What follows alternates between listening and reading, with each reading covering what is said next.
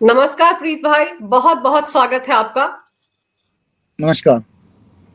मैं अपने दर्शकों को बता दूं कि आज मेरे साथ प्रीत सिरोही जी हैं, जो कि घुसपैठियों को लेकर, जो भारत में रोहिंग्या इस वक्त जिनकी तादाद 5 से 6 करोड़ बताई जाती है, उनके खिलाफ कानूनी तौर पर एक जंग छिड़े हुए हैं और उनके मामले अक्सर दिल्ली हाईकोर्ट और सुप्रीम कोर्ट में इस वक्त लिस्टेड भी है। तो प्रीत भाई, सबसे पहले तो मैं आपसे जानना चाहती हूँ कि अखिलेश यादव, समाजवादी पार्टी के मुखिया, उन्होंने एक चिट्ठी लिखी है चुनाव आयोग को, जिसमें ये कहा है कि जो बाई इलेक्शन होने जा रहे हैं उत्तर प्रदेश में, कम से कम उन बाई इलेक्शंस के दौरान जब वोट डालने के लिए मुस्लिम महिलाएं आए, बुरके में आए, तो उनकी चेकिंग ना की जाए। क्या वजह होगी इसके पीछे की ये चिट्ठी लिखने की जरूरत क्यों पड़ गई अखिलेश को? अंजू जी, इलेक्शन कमीशन ने जो डीएससी और पीएससी एंट्रीज हैं वो डिलीट नहीं की। जो इलेक्शन कमीशन ऑफ इंडिया है उसने 2023 अगस्त में ही सारे राज्यों को एक चिट्ठी लिख के सूचित कर दिया था कि जितनी भी सिमिलर एंट्रीज हैं उन्हें डिलीट कर दिया जाए। किसी व्यक्ति के पास एक से अधिक वोटर आईडी कार्ड है वो डिलीट कर दिया जाए। एक व्यक्ति के पास एक ही राज्य में एक वोट करने का अधिकार है, वही उसके पास रहना चाहिए। लेकिन जो अखिलेश यादव के वोटर हैं, वो एक वोटर के पास 7-7, 8-8 वोटर आईडी कार्ड हैं। वो पहले यूपी में भी वोट करता है, फिर वो जिन राज्यों में इनके चुनाव होते हैं, इनके कैंडिडेट्स होते हैं, उन राज्यों में भी जाकर चुनाव करता है। आपने देखा होगा कि महाराष्ट्र में 9 लाख के आसपास नए वोटर्स हैं, फर्जी वोटर्स हैं। वो एकदम कहां से उग गए, वो एकदम कहां से पैदा हो गए, ये बहुत गंभीर प्रश्न है। और ये 9 लाख वोट कितनी सीटों पर विधायक कौन बनेगा ये तय करेंगे। अब अखिलेश यादव की चिंता जायज है कि जो वोटर आईडी कार्ड, जो वोट फेक उन्होंने बनवाए हैं, मैं बहुत स्पष्ट कह रहा हूं, वो बुर्का पहनकर ही डाले जा सकते हैं। और आप यदि बुर्का हटा देंगे तो मतदान नहीं होगा, और मतदान नहीं होगा तो उनका कैंडिडेट हार जाएगा। ये इनके कैसे भी करके जो लक्ष्य है वो जीतना है, लोकतांत्रिक तरीके से, अलोकतांत्रिक तरीके से, भ्रष्टाचार करके, जिहाद करके, जैसे भी हो। तो आप बुर्का हटाएंगे तो हो सकता है अंदर से डिंपल यादव निकल आए, स्वरा भास्कर निकल आए, ममता बनर्जी निकल कर आ जाए।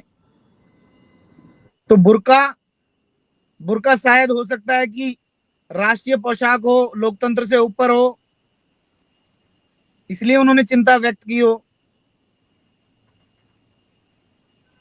लेकिन प्रीत भाई, जब आप इस तरह की बातें चुनाव आयोग को लिखते हैं कि पुलिस चेकिंग ना करे, तो पुलिस क्या करे? वहां महिला पुलिस अधिकारियों की तैनाती की जा सकती है। और ये तो अधिकारियों को जानने का अधिकार है कि भाई जो वोट डालने आ रहा है उसके नाम पर ही वोटर आई कार्ड है या नहीं है, या उसके कहीं एक से ज्यादा तो नहीं है। ये तो सीधे सीधे इस बात की तरफ इशारा कर रहा है कि फर्जी वोटिंग होने वाली है। कम से कम जो उत्तर प्रदेश की 9 बाई इलेक्शन वाली सीट है, वहां तो इसका मतलब साफ है कि फर्जी वोटिंग के सहारे चल रहे हैं अखिलेश यादव। आप पहचान छिपा रहे हैं, आप पहचान छिपा रहे हैं, आपकी मंशा साफ है। और जब आप पहचान छिपाकर मतदान करने जा रहे हैं तो निष्पक्ष चुनाव हो ही नहीं सकता। और इनकी इन्हीं चिट्ठियों से, इनके इन्हीं भाषणबाजियों की वजह से हिंदू जागा है इस बार। और महाराष्ट्र के का जो हिंदू जागा है वो जाग कर घर पर ना बैठे। इस तरह की बयानबाजी को अगर जवाब दे तो उसका एक ही उपाय है, घर निकलें, अपने घरों से निकलें और 100% मतदान करें। आप जब घुसपैठियों के खिलाफ मामले दर्ज करवाते हैं, या बहुत सारे मामले आपके सुप्रीम कोर्ट में भी चल रहे हैं, दिल्ली हाई कोर्ट में भी चल रहे हैं, तो आप जब इन इलाकों का दौरा करते हैं जहां पर ये घुसपैठिए रहते हैं दिल्ली में, क्या तस्वीर देखने को मिलती है आपको? नशा बेच रहे हैं, अतिक्रमण करके बैठे हैं पब्लिक लैंड पर, पार्क पे अतिक्रमण करके बैठे हैं, फुटपाथ पर अतिक्रमण करके बैठे हुए हैं, वहीं खा रहे हैं, वहीं भीख मांग रहे हैं, वहीं बच्चा पैदा कर रहे हैं, जनसंख्या विस्फोट कर रहे हैं। और ऐसे ऐसे ग्रुप क्रिएट करते हैं, ग्रुप क्रिएट करके कोर्ट पहुंच जाते हैं कि हमारे बच्चों का एमसीडी के स्कूल में एडमिशन नहीं लिया जा रहा। ऐसे ऐसे अधिवक्ता भी हैं जो उनके अधिकारों के लिए लड़ रहे हैं देश में। दिल्ली दिल्ली नहीं, पूरे देश की स्थिति भयावह है। आए कहां से हैं ये कोई सवाल नहीं कर रहा, अंदर अंदर लोग घुट रहे हैं। आप यकीन मानना, लोग मैसेजेस करते हैं, कॉल करते हैं, अपनी चिंता व्यक्त करते हैं, पर इतना साहस नहीं जुटा पा रहे कि वो उनसे 1-to-1 होकर लड़ लें। 1-to-1 होकर लड़ने का मतलब है थाने में जाके चिट्ठी लिख कर दे दें, सुरक्षा एजेंसी को चिट्ठी लिख दें कि यहाँ अतिक्रमणकारी अवैध कब्जा कर रहा है, अवैध गतिविधियां कर रहा है, नशा बेच रहा है, चोरियां कर रहा है, जनसंख्या विस्फोट कर रहा है। वो इतना साहस नहीं जुटा पा रहे।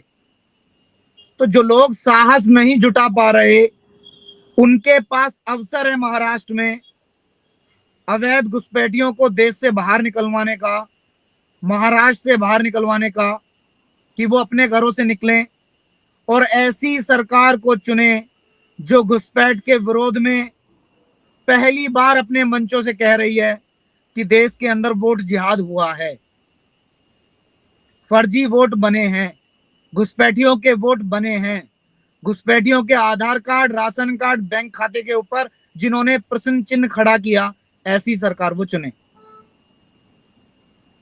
प्रीत भाई, वोट जिहाद होता है ये तो सबको पता था कि मस्जिदों से बोला जाता है, ऐलान किया जाता है कि आप फलां पार्टी को वोट करो, लेकिन शायद महाराष्ट्र में पहली बार ऐसा हुआ है कि वो चिट्ठियां भी सामने आ गई जो शरद पवार की पार्टी ने लिखी, जो कांग्रेस ने लिखी, वो जो ऑल इंडिया उलेमा बोर्ड बताया जा रहा है जिसने कि 17 सूत्रीय मांगे रखी हैं कि अगर आप सरकार में आए हमारे वोट से तो आप हमारे लिए ये करेंगे। तो कम से कम आप 17 सूत्रीय मांगे छोड़ दो, जो लोग सत्ता में आने के लिए किन किन वादों पर हस्ताक्षर कर रहे हैं, किन किन वादों पर अपनी सहमति व्यक्त कर रहे हैं, जब लोग वे सभी लोग सत्ता में रहे होंगे, जब वे लोग संसद में बैठे होंगे, तब उन्होंने इस देश का क्या हाल किया होगा, हिंदुओं के साथ किस स्तर पर भेदभाव किया होगा, कैसे कैसे कानूनों को असीमित शक्तियां दी गई होंगी। इन चिट्ठियों से आपको स्पष्ट नहीं हो रहा? आज महाराष्ट्र की जनता को एक एक बात क्लियर हो गई है कि जो लोग सत्ता में पहुंचने से पहले इतने भयावह वादे कर रहे हैं, उनके ऊपर हस्ताक्षर कर रहे हैं, सत्ता में आने के बाद हिंदू प्रजा का महाराष्ट्र में क्या होगा, ये मेरा राम, ये मेरा परमात्मा जानता है। उद्धव ठाकरे को देख लीजिए, वो तो माफिया मांग रहे हैं कि 1992 के दंगों में अगर शिवसेना के कार्यकर्ताओं ने बवाल काटा था तो उसके लिए उन्हें माफ कर दिया जाए, क्योंकि आज वो भी मुसलमानों के वोटों के भरोसे ही हैं। बाला साहब ठाकरे अगर होते आज तो वो ज्यादा बेहतर जवाब देते उन्हें। आज हो सकता है कि वो बेदखल भी कर देते और वो प्रधानमंत्री को चिट्ठी लिखकर देश निकाला भी करवा देते, तो कोई अतिशयोक्ति नहीं है। बीजेपी की अगर हम बात करें तो जैसे लोकसभा चुनाव के दौरान जो स्टैंड बीजेपी को लेना चाहिए था, क्योंकि देखिए अयोध्या में राम मंदिर बना, उसका भी फायदा बीजेपी को जितना होना चाहिए था नहीं हुआ था, लेकिन पहली बार बीजेपी के नेता भी वोट जिहाद की बात कर रहे हैं और सीधे सीधे यहां तक कहा जा रहा है योगी आदित्यनाथ की तरफ से कि बटोगे तो कटोगे। पीएम मोदी ने भी ये बातें अलग अलग मंचों से कही, देवेंद्र फडणवीस कह रहे हैं। तो बीजेपी के नेता आपको लगता है पहली बार खुलकर सामने आए हैं, उनको समझ में आ गया है कि वो जितना भी मुस्लिम समुदाय के पीछे भागेंगे वोट तो मिलने वाला नहीं? बटे हुए थे, अकबर ने 6 लाख कत्ल कर दिए, मोहम्मद बिन कासिम ने हजारों कत्ल कर दिए, बटे हुए थे, गजनवी ने मंदिर तोड़ दिए, गौरी ने मंदिर लूट लिए, बटे हुए थे। एकजुट हुए 2014 में सरकार बनी, एकजुट हुए 2019 में सरकार बनी, एकजुट हुए इस बार भी सरकार बनी, और मैं विश्वास दिलाता हूं एकजुट होंगे तो इस बार भी महाराष्ट्र में सरकार बनेगी। एकजुट होना पड़ेगा, अगर बटेंगे तो फिर से वक्फ बोर्ड जैसे काले कानूनों के खिलाफ लड़ना पड़ेगा, धारा 370 के लिए लड़ना पड़ेगा, कई तरह के सर्टिफिकेशन जो इन्होंने व्यक्तिगत चलाए हुए हैं, ऐसे सर्टिफाइड गिरोहों से आपको लड़ना पड़ेगा। अगर बटे रहेंगे तो हो सकता है जो संपत्ति, आपकी संपत्ति की भी लूट कर ली जाए, जैसे आप सुन रहे होंगे मीडिया में बार बार आता है। और मेरा ये दावा है कि वो 100% सच है। पूरे गांव के गांव वक्फ के बता दिए जा रहे हैं, किसान योजना का लाभ घुसपैठिए ले रहे हैं, और वो घुसपैठिए किसके वोटर हैं? जो इस बात का विरोध कर रहे हैं कि बुर्का हटाकर पहचान ना की जाए। तो ये अवसर है महाराष्ट्र की जनता के पास। अगर उन्होंने ये अवसर खो दिया तो 5 साल परमात्मा का भजन करना, परमात्मा भी बचाने नहीं आएगा। और झारखंड में भी तो आप देखो ना कि आदिवासियों के बीच में कैसी घुसपैठ हो चुकी है। इन घुसपैठियों की वहां पर भी घुसपैठ जो है एक बड़ा ये पेपर प्लानिंग से हुआ है सब कुछ। पूर्व की सरकारों ने, राज्य की वो सरकारें जिन्होंने अवैध मस्जिदों में बैठे इन मौलानाओं को राष्ट्रीय धन से पोषित किया, राजकोष से पोषित किया, उन्होंने ईमानदारी से काम किया, पेपर प्लानिंग की, पेपर पेन उठाया, पूरी योजना तैयार की, पूरे देश में घुसपैठियों को बसा दिया, उन्हें समझा दिया कि जब तक हम तुम्हारी बेटियां बड़ी होंगी, विवाह के लायक होंगी, बच्चा पैदा करेंगी, उसमें बहुत देर हो जाएगी। हिंदू बहन बेटियों को शिकार बनाओ, शादीशुदा को शिकार बनाओ, जो जिस उम्र का है उस उम्र की हिंदूवादी या हिंदू धर्म की महिला को शिकार बनाओ और बच्चा पैदा करो। और ऐसी शिक्षा देने वाले पब्लिक लैंड पर बनी अवैध मस्जिदों में बैठे मौलानाओं को राजकोष के धन से पोषित किया गया है। नहीं तो को क्या ऐसी विशेष शिक्षा है, ऐसा कौन सा वैज्ञानिक ज्ञान है, ऐसा क्या है उस पुस्तक में जिसे पढ़ाने के लिए सरकार उसके टीचर्स को पे कर रही है? पब्लिक लैंड पे कोई आदमी जमीन घेर के बैठा हुआ है, उसे तनख्वाह बांट रही है। उसने जो काला कानून बना हुआ है उसे असीमित शक्तियां दे रही है। क्या मजबूरी है इन सरकारों की? अगर उन्हें मुसलमानों से इतना प्रेम है तो बांग्लादेश में जाके चुनाव लड़ लें, पाकिस्तान में जाके चुनाव लड़ लें, इस्लामिक कंट्रियों में जाके चुनाव लड़ लें। अगर मुसलमानों से इतना प्रेम है, टोपी तो पहन ही रहे हैं साल में 2-3 बार, चोरी छिपे ज्यादा बार भी पहन लेते हो, चले जाएं वहां चुनाव लड़ लें। पूज्य मातृभूमि के ऊपर इस तरह के कुकृत्य तो ना करें कम से कम। और फिर जो घुसपैठी जी प्रीत भाई, जो घुसपैठी बाहर से आते हैं उनको तो वोटिंग करने का राइट ही नहीं होना चाहिए। मैं कह रहा हूं जो यहाँ रह रहे हैं उन्हें भी वोट देखो, आप इस बात को स्पष्ट रूप से समझ लीजिए। हमारे लोग भी यदि विदेश में जाकर रह रहे हैं, काम धंधा कर रहे हैं, तो वर्क परमिट पे वो वहां है। यहाँ के मुसलमानों को भी यदि हम ताकत में आए तो वर्क परमिट पर ही रखेंगे। और ऐसा मैं नहीं कह रहा हूं, ऐसा अहले पुस्तक कह रही है। अंजू जी, अहले पुस्तक का कहना है कि जो लोग अहले पुस्तक में श्रद्धा नहीं रखते उन्हें इक्वल राइट्स नहीं मिलेंगे। जो लोग अहले पुस्तक को और अहले धर्म को मानते हैं उनके पास इक्वल राइट्स हैं। या जिन मतपंथ संप्रदायों का वर्णन अहले पुस्तक में है वो टैक्स पे करें और इक्वल राइट ले लें। और जो ना अहले पुस्तक को मानते हैं ना अहले धर्म को मानते हैं, वो युद्ध या तो इस्लाम स्वीकार कर लें या युद्ध के लिए तैयार हों। तो ये तो उनका कंसेप्ट है, मेरी तो मजबूरी है उसे अपनाना।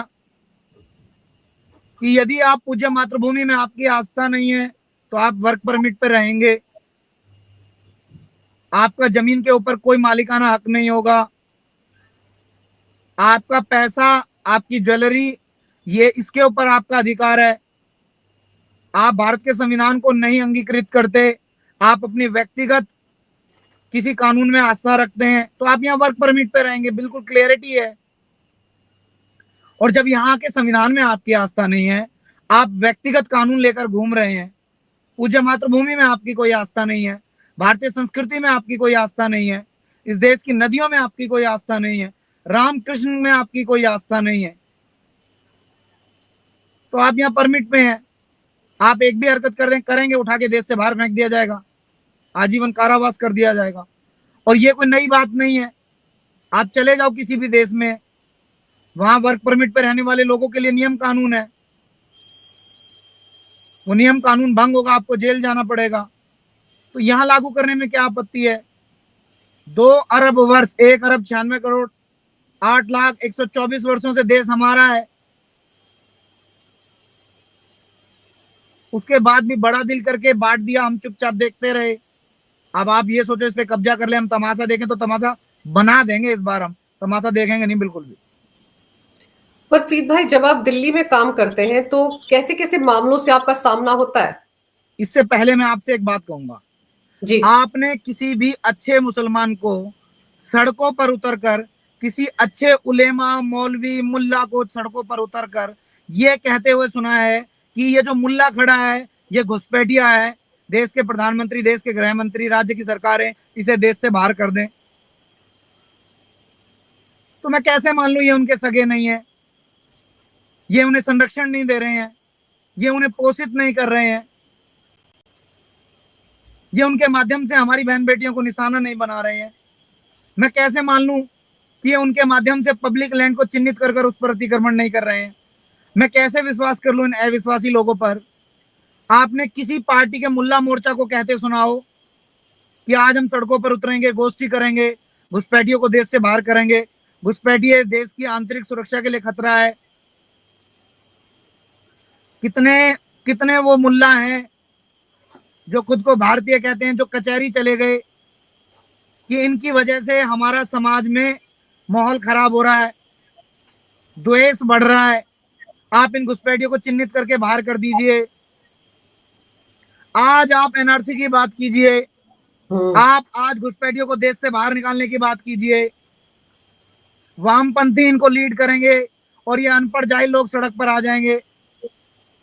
तो इनके लिए तो इस्लाम को मानने वाले लोग पहले हैं, संविधान को मानने वाले लोग बाद में हैं, पूज्य मातृभूमि पर आस्था रखने वाले लोग बाद में हैं, रामकृष्ण को मानने वाले लोग बाद में हैं। लेकिन घुसपैठ करके देश में आया हुआ जो मुल्ला है वो इनका भाई है और प्रीत सिंह इनका दुश्मन है।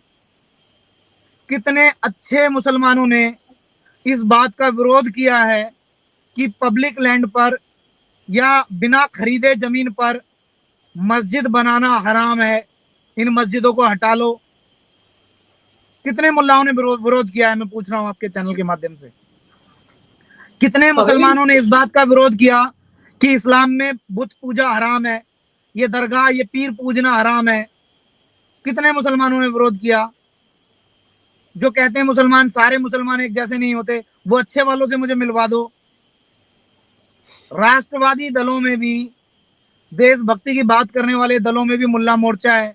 बता दो उनका मुल्ला मोर्चा कितनी बार कचहरी चला गया कि जी ये कानून है इस्लाम में, इस्लाम की मान्यता है कि अवैध मस्जिद नहीं बनाई जा सकती, इसलिए आप कानून बना दो, जो पब्लिक लैंड पर कब्जा करके अवैध मस्जिद बनाएगा उसे उठा के जेल में डाल दो, उसकी नागरिकता रद्द कर दो। इस्लाम में मूर्ति पूजा हराम है, ये दरगाह, पीर की पूजा, कब्र की पूजा करना हराम है। चूंकि इस्लाम में हराम है और इस्लाम के लोग यहाँ रह रहे हैं, तो आप संविधान में ये कानून बना दीजिए कि जो ऐसा करेगा उसे उठा के जेल में डाल देंगे। हुआ क्या ऐसा कभी? किसी अच्छे मुसलमान ने इस बात के लिए माफी मांगी क्या कि जब इस्लाम के आक्रांता गधे पर बैठकर देश को लूटने आए तो यहाँ पर जगह खाली थी, वो अपने पूजा स्थल बना सकते थे, उन लोगों ने मंदिरों का विध्वंस करके अपने पूजा स्थल बनाए। हम उसके लिए भारतीयों से, रामकृष्ण के मानने वालों से माफी मांगते हैं, हम भारतीयों से माफी मांगते हैं और उन मस्जिदों को वहां से हटाने का आह्वान अपने समाज से करते हैं। ऐसा कभी आपने सुना है क्या? प्रीत भाई, ऐसा कभी नहीं सुना। आप ये सोचिए कि हिमाचल प्रदेश के शिमला में जो तो एक मैं मस्जिद कैसा मान अवैध लूं? तरीके से बनी थी, मैं वो तो आज मेरी वो इन्होंने कहा था कि हटाएंगे, लेकिन उसे भी नहीं हटाया। मैं कैसे मान लूं सारे एक जैसे नहीं है? मैं कैसे मान लूं जब सबकी श्रद्धा अहले पुरुष में है, जब सबकी श्रद्धा अहले पुस्तक में है, जब सबकी श्रद्धा अहले मजहब में है? मैं कैसे मान लूं सब एक जैसे नहीं है? कैसे मान लूं मैं सब योजनाबद्ध तरीके से हमारे सर्वनाश की तैयारी नहीं कर रहे हैं? कैसे मान लूं मैं? प्रीत भाई, मैंने जो सवाल आपसे पूछा था पहले भी कि आप जब दिल्ली में इस तरह की मुहिम में लगे हुए हैं, अवैध तरीके से जो मस्जिद कब्जा करके बनाए गए हैं, उनके खिलाफ आप मुहिम चला रहे हैं, घुसपैठियों के खिलाफ काम कर रहे हैं, तो कैसे कैसे अजीबोगरीब मामले आपके सामने आते हैं? देखिए, मैं आपको बता दूं कि मैं जाट जाति से आता हूं और मुझे प्राउड है कि मैं जाट हूं। और इसका मतलब ये नहीं है कि मैं अन्य जातियों का अपमान कर रहा हूं। वो भी मेरे परिवार के एक पार्ट हैं और उनके बिना मेरा परिवार चल भी नहीं सकता। जितना महत्वपूर्ण मैं हिंदू धर्म में मैं महत्वपूर्ण हूँ, हो सकता है मुझसे ज्यादा और जातियां महत्वपूर्ण हो, लेकिन हमारे परिवार में एक बात समझाई जाती है बचपन से कि आप जो काम कर रहे हैं, जो कार्य करने के लिए आप गए हैं, वो आपको काम करना है। सोचना नहीं है कि इसका परिणाम क्या होगा, क्या समस्याएं सामने आएंगी। हमारे यहाँ सोचने पर प्रतिबंध है, सोचने के लिए बड़े बैठे हुए हैं। तो मैं लगातार करता जा रहा हूँ। सोचने की जिम्मेदारी बड़ों की है और बड़े किसी भी जाति के, किसी भी समाज के हैं। जो लोग ये सोच रहे हैं आज कि मैं अच्छा काम कर रहा हूं, उनकी जिम्मेदारी है कि मैं कैसे सुरक्षित रहूंगा, कैसे संसाधन एकत्रित होंगे, ये उनकी जिम्मेदारी है। ये सोचने की जिम्मेदारी हमारी बिल्कुल नहीं है। हमें बचपन से समझाया गया एक विषय पर ज्यादा सोचना मनुष्य को कायर बना देता है, वो माइनस प्लस कर लेता है कि मैं ऐसा करूंगा तो ये लाभ है और ये हानि है। और ये जो धर्म युद्ध है, इसमें लाभ हानि की चिंता करे बिना अपना सर्वस्व निछावर करना होता है। परिणाम हमें मिल जाए ये सोच के ये लड़ाई नहीं है। अब बात आई कि कैसी भयावह स्थिति या कैसी भयावह वाक्य सामने आते हैं, तो मैं आपको बताता हूँ। मैं चिट्ठी लगाता हूँ, अधिकारी से मिलता हूँ और अधिकारी मेरे आगे कहता है कि तू तो भाई लड़ रहा है, हमारे तो छोटे छोटे बच्चे हैं। अधिकारी जानता है कि गली बंद करके रंजीत नगर दिल्ली में एक जगह है, डीडीए फ्लैट्स हैं, डीडीए फ्लैट में मस्जिद बनाई और मस्जिद धीरे धीरे दीवार तोड़कर फ्लैट की बाहर करते करते 90% गली बंद कर दी। और अधिकारी कहता है कि मैं वहां क्यों जाऊं तोड़ने, मेरे छोटे छोटे बच्चे हैं, मुझे कुछ हो गया तो। पब्लिक लैंड पर मस्जिद बन रही है, कंस्ट्रक्शन चल रहा है, नींव रखी गई है, मैं अधिकारियों के पास जाऊं तो अधिकारी का कहना मैं कैसे रोक लूं इसे। बनते बनते 4 मंजिल की बिल्डिंग बन गई। कोर्ट में खड़ा होकर मैं चिल्ला चिल्ला के कह रहा हूँ पब्लिक लैंड है। 8 महीने जांच चली है, 8 महीने की जांच के बाद ये प्रूव हो गया ये पब्लिक लैंड है। आज तक भी उसके ऊपर कंस्ट्रक्शन का काम जारी है। तो इससे ज्यादा भयावह क्या होगा। समाज बैठा हुआ है शासन और प्रशासन के सहारे, और शासन और प्रशासन ये कहता है हमें डर लग रहा है।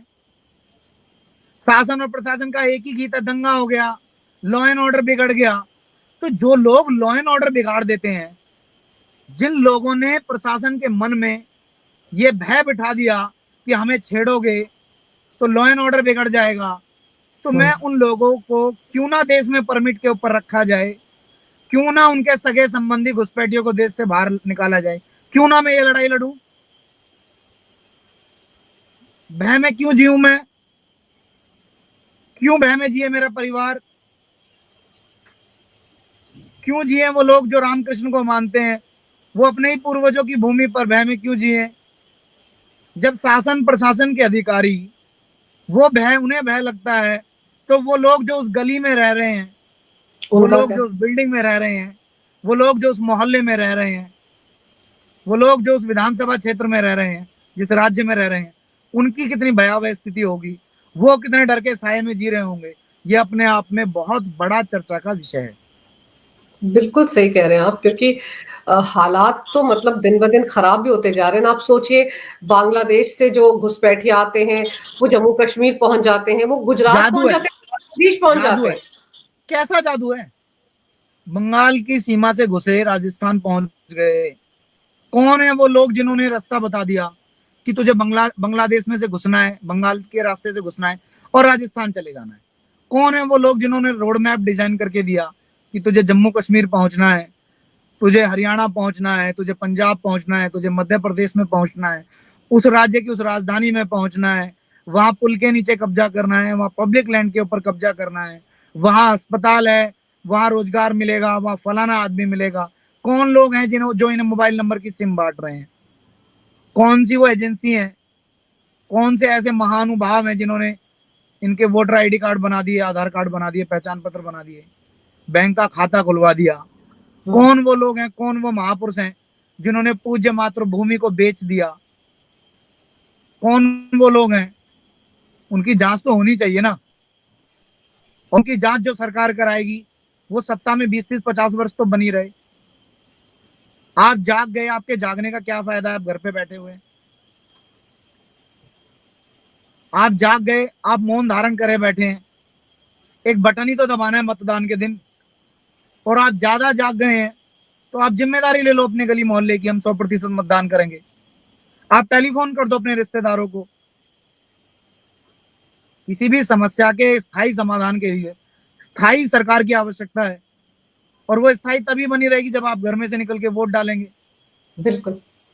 नहीं तो जैसे आप हारे अयोध्या में और मुंह लटक गए आपके, आप और आपका मुखिया उदास खड़े थे, आप घर से वोट डालने नहीं निकले, इसलिए आपके मुखिया के चेहरे पर उदासी थी। बिल्कुल। वो व्यक्ति जिसने अपना जीवन देश के लिए लगा दिया, जो आपके चेहरे की मुस्कान है, ये अवसर है उसके चेहरे की मुस्कान बनने का। और महाराष्ट्र के युवा घर घर जाएं और लोगों से अपील करें, इस बार मतदान 100% होना चाहिए। मैं गारंटी के साथ ये बात कह रहा हूं आपके चैनल से, अगर 100% मतदान हुआ, या जितना अधिक से अधिक मतदान हुआ, इस देश में राष्ट्रवादी शक्तियां मजबूत होंगी। जितना कम मतदान होगा, उतनी राष्ट्रविरोधी शक्तियां पोषित होंगी। पर प्रीत भाई, झारखंड और महाराष्ट्र में जो चुनाव प्रचार हो रहा है, जिसमें पहली बार बीजेपी फ्रंट फुट पर आकर बटोगे तो कटोगे जैसे नारे लगा रही है, हर स्तर पर ये बात की जा रही है, बड़े सारे वीडियो वायरल हो रहे हैं। आप देखो, जिनमें पहली बार वोट जिहाद हम सुनते थे, दबी छुपी जुबान में होता था, लेकिन पहली बार वो विपक्षी पार्टियों के नेताओं की करतूतें सामने आ रही, कैसे डील हो रही है। तो आपको लगता है कि कुछ तो असर पड़ा होगा हिंदुओं के दिमाग पर? आप एक बात बताइए कि खतरा कितना भयावह है कि राज्यों के मुख्यमंत्रियों को स्पष्ट कहना पड़ रहा है कि बटोगे तो कटोगे। बिल्कुल। भविष्य कितना अंधकार में है कि देश के प्रधानमंत्री को यह कहना पड़ रहा है, एक रहोगे तो सेफ रहोगे। कुछ तो डेटा उनके पास पहुंचा होगा, कुछ तो सटीक जानकारी सुरक्षा एजेंसियों ने उनके पास पहुंचाई होगी। तथ्यहीन बात तो वो लोग नहीं करेंगे। इतना बड़ा व्यक्ति, इतने बड़े व्यक्तित्व का व्यक्ति, पूरे देश को लीड जो लोग कर रहे हैं, जो टीम पूरे देश को लीड कर रही है, पूरे विश्व में रिप्रेजेंट कर रही है भारत को, भारतीय संस्कृति को, वो अनायास तो कोई बात नहीं कहेगी। और बुद्धिमान व्यक्ति इशारा करता है और जागरूक समाज उस इशारे को समझता है। तो एकजुट होने का पर्याय है कि 100% मतदान। जिन जिन राज्यों में चुनाव है, वहां हम अपने घरों से निकलें और 100% मतदान करें। वरना होगा ये, आपके घर में 5 वोट, एक भी वोट नहीं डली, और वहां एक अकेला मुल्ला 7 वोट डाल के आएगा। और वो मुल्ला भी जांच का विषय है, क्या वो भारतीय मुल्ला है या घुसपैठिया मुल्ला है। ये भी अपने आप में बड़ी संदेह की स्थिति है। पर चलिए, उम्मीद करते हैं कि जैसे आपने कहा ना कि अगर देश के मुखिया को भी कहना पड़ रहा है, प्रधानमंत्री को भी कहना पड़ रहा है, तो उनके पास जरूर पुख्ता सबूत होंगे, तथ्य होंगे, तभी वो ऐसी बातें बोल रहे हैं। और हम उम्मीद करते हैं कि महाराष्ट्र और झारखंड के जो चुनावी नतीजे, कम से कम उनमें हिंदुओं की एकता तो नजर आए सामने। और उसके बाद हो सकता है कि चुनाव आयोग भी इस दिशा में काम करे कि कैसे एक आदमी के नाम पर 7-7 वोट बने हुए हैं, और क्यों समाजवादी पार्टी जो है उनको एतराज हो रहा है कि बुर्के वालियों की जांच पड़ताल ना की जाए। महिला पुलिस कर्मियों को तैनात करो, सबकी जांच पड़ताल हो। इस देश, अगर ये देश संविधान से चलता है तो सबकी जांच पड़ताल करने में क्या दिक्कत है? अगर आप हिंदू महिलाओं की वोटर आई कार्ड देख सकते तो उनके क्यों नहीं देख सकते? ये सब तो पैमाना तो सबके लिए बराबर होना चाहिए, लेकिन फिर मकसद कुछ और है। शायद उसी मंशा के तहत ये चिट्ठी लिखी गई है। मकसद याद है, मकसद पूरा करना है, इसीलिए चिट्ठी लिखी गई है। मुल्लाओं ने अखिलेश यादव को कहा कि मकसद तो याद है, तो अखिलेश यादव ने कहा इंशाल्लाह याद है, और इसीलिए चिट्ठी लिख डाली। इस विषय पर प्रीत जी, आपने विस्तार से जानकारी मेरे दर्शकों को दी, और मुझे लगता है आपकी अपील भी महाराष्ट्र और झारखंड के लोगों तक पहुंच जाए। आप भी बहुत ही नेक उद्देश्य के साथ काम कर रहे हैं। पवित्र उद्देश्य के लिए काम कर रहा हूं। विस्तृत भाषा है हमारे देश में, बहुत पवित्र उद्देश्य के लिए मैं काम कर रहा हूँ। और मैं यही प्रार्थना करती हूँ कि आप और हम मिलकर उस उद्देश्य को, उस पवित्र उद्देश्य को सफल बनाने में कामयाब हो। आपने समय निकाला, विस्तार से इस विषय पर जानकारी मेरे दर्शकों को दी। आपका बहुत बहुत धन्यवाद। नमस्कार। भारत माता की जय हो। वंदे भारत मातरम। माता की जय। जय श्री राम। वंदे मातरम। हाँ।